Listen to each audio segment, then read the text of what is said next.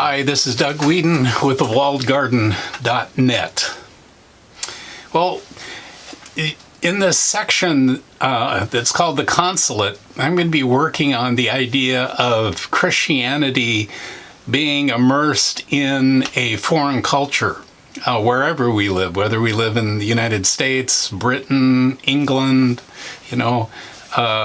Europe, Scandinavia, Asia, Australia, South America, whatever, Central America, wherever we are set as a repentant people, we are in a foreign environment. And so that's what we're going to be dealing with in the Consulate.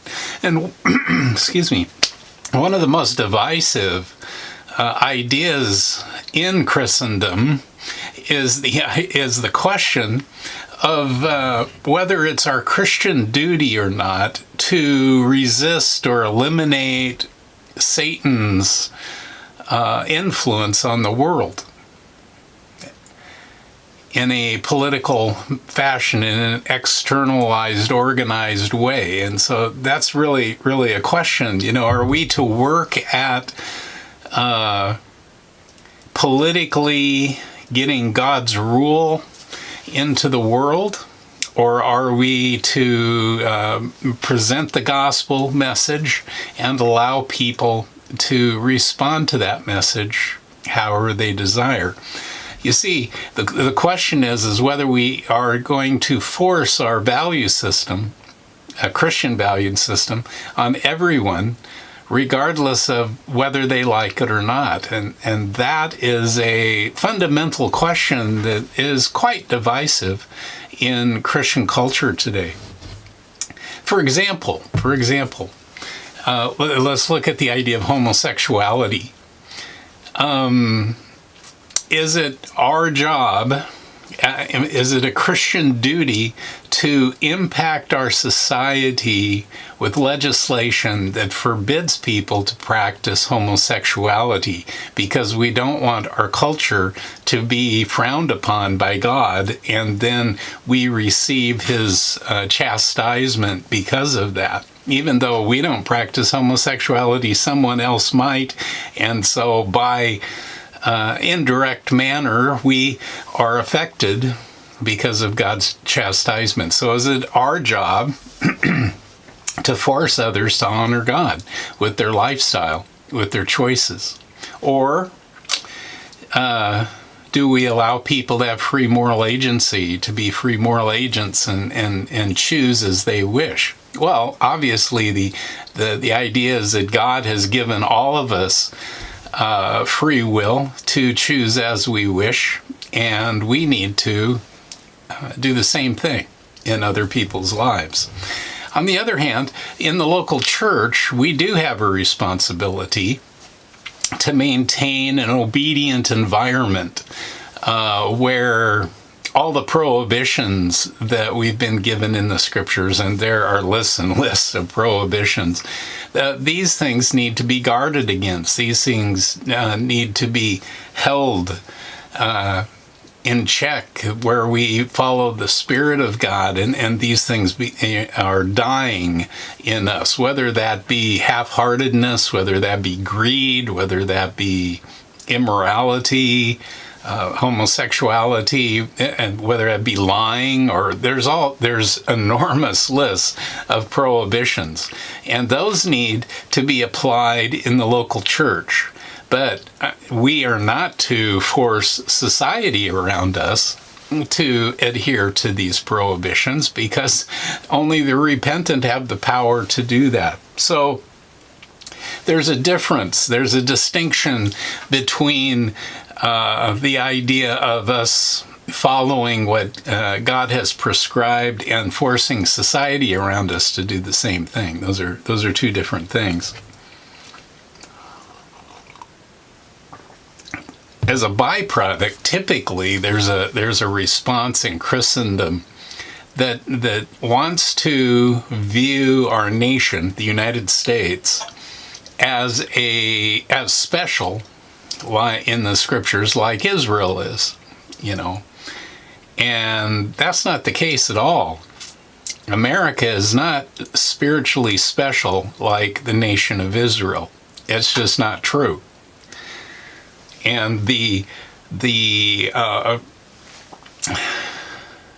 real aspect has been that the United States has been influenced like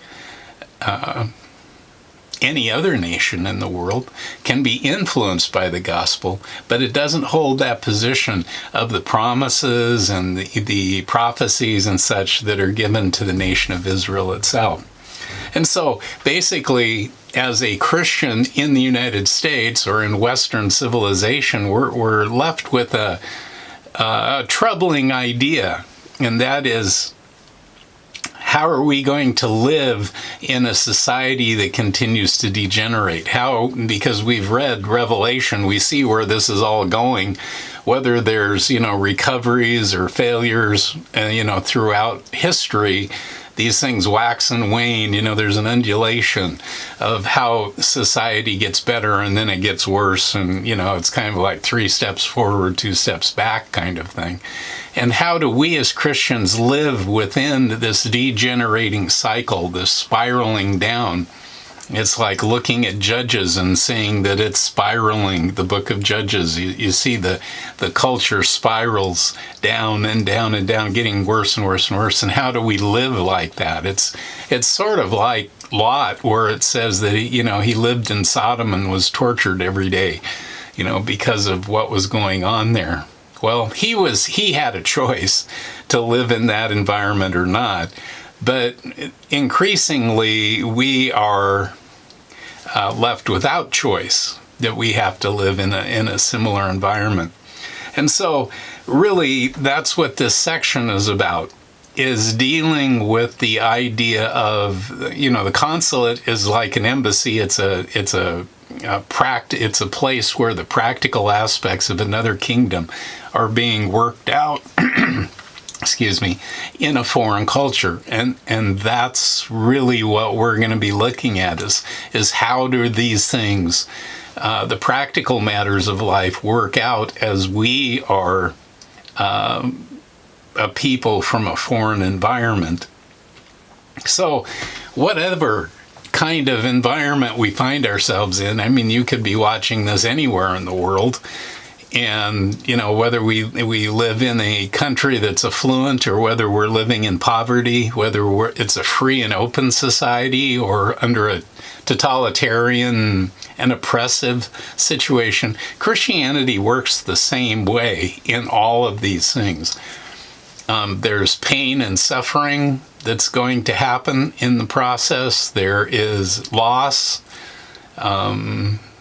Whether there can be a loss of life, loss of finances, emotional suffering that we go through, whatever the case may be, there's going to be similarities. And what God is trying to do in our lives is develop His nature in us and work through us into the lives of those around us. And that's going to happen no matter where we live. And each one of us will have a different duty.